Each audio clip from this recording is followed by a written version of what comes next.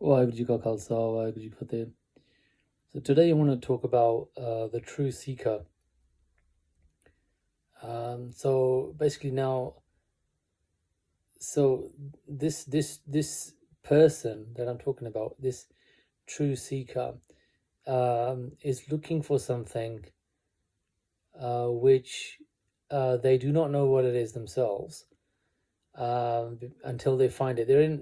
These people are, and they're looking for this in people, in places, in things that they do, but they can't seem to find it. They can't seem to get that satisfaction.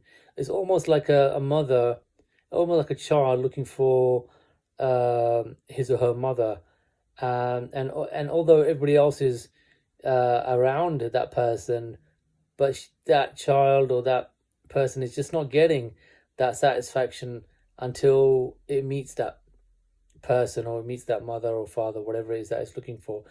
So these people are usually very different to everybody else. They're more quieter, they're more kind of conservative, they're more deep in thought, and they're not always very worldly, or they don't find happiness in being worldly, because they always kind of, it's an unsettling thought, it's an unsettling feeling because they can't seem to find what it is that they're looking for, because and they don't even know what it is. These people who are experiencing this or have experienced this in the past, or will experience it in the future at some point, or feel that, yeah, that's kind of me.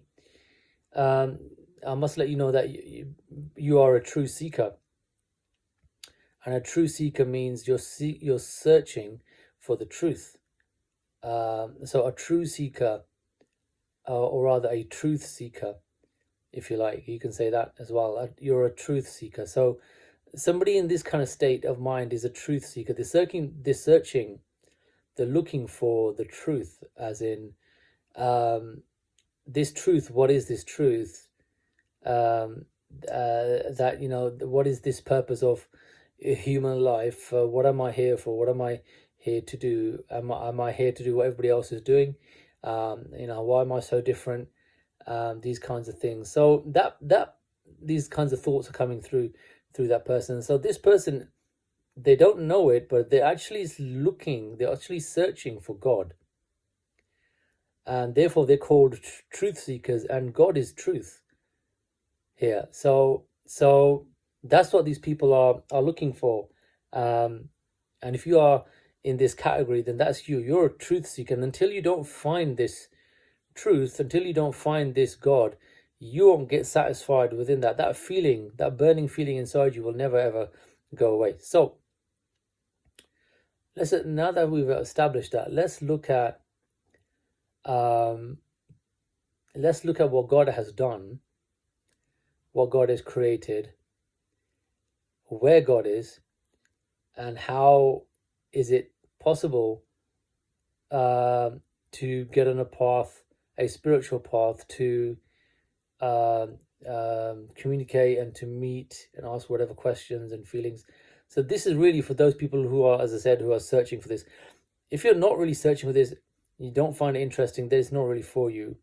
Then I would just kind of carry on and living your life as you are. But if this kind of strikes a chord, then this is what you're kind of looking for. You're actually looking for the creator. You're actually looking, it's like a child looking for his mother. That's what you're looking for. And you have this, as I said, this kind of internal kind of burning that, until you don't find this, you won't be satisfied, you won't be, at peace. So first of all, I think that this Big Bang theory that the scientists have talked about, where a spinning atom was kind of exploded, and then turned, and then started to, it exploded, and it basically turned into kind of planets and rocks in space, and it turned into galaxies and so forth and so on and so forth. So, and then each planet kind of, some planets, or not every planet, they kind of life was created in somehow, evolution created life in on these planets, and then that life kind of expanded, and it kind of grew, and then and then, for example, we eventually, we became humans from lower life forms now, and then we became. So there are other, I believe there are other life forms out there where something like this has happened.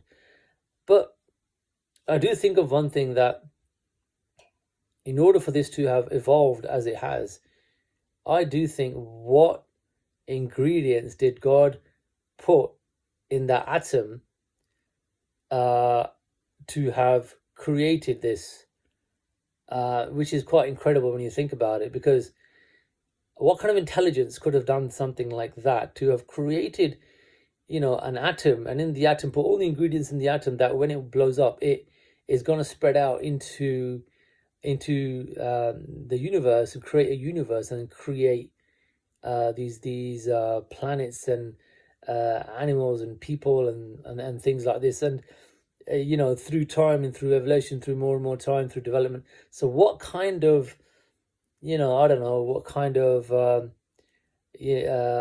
system has he got in place to have created something like that? Is and then, and this concept of continuous growth. So when something, expands, like for example, how a kind of what becomes a tree? How does a tree start?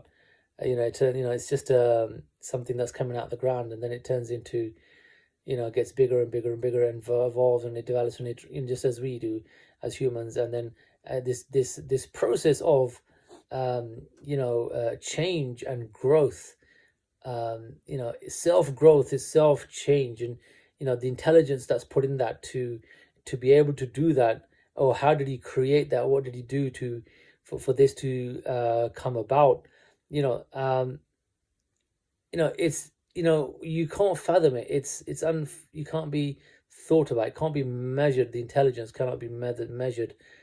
For him is, it's kind of probably easy, and nothing. Bar bar pasiro pasar. Mara just said this. Bar bar. This has been, God has created this universe again and destroyed it. Created it and destroyed it again and again. But it doesn't know how many times he's done this. So the Gurbani tells us all these kinds of things. Guru Sahib Ji, Guru Nanak Dev Ji, discovered all these things in his, in his meditation, in his travels, in his meeting with God. He discovered all these kinds of things.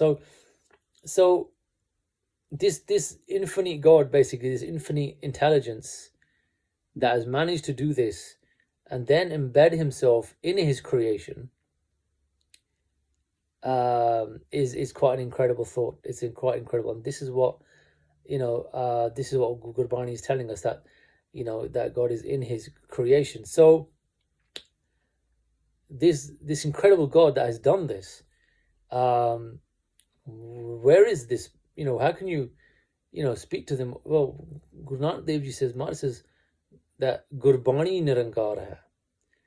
So he's saying that Gurbani is Nirankar, is God. So basically every word written in Guru Granth Sahib Ji contains the presence, contains the spirit of God. Okay, for us to communicate, and for us to get to know, and for us to understand what is written in Gurbani, for us to go there and learn and understand what God is saying to us, what is God trying to tell us. And there are hundreds of pages and loads of things written in Guru Granth Sahib Ji. But as a Sikh, or as a human, wouldn't anybody want to know what this God has said to us? What is he saying to us? And he said it all in Gurbani, because he's come to us in Gurbani form. So it's just a thought. It's just a thought, because this God created you, created us, he created me, and he's sitting in every Gurdwara right now in the form of Gurbani.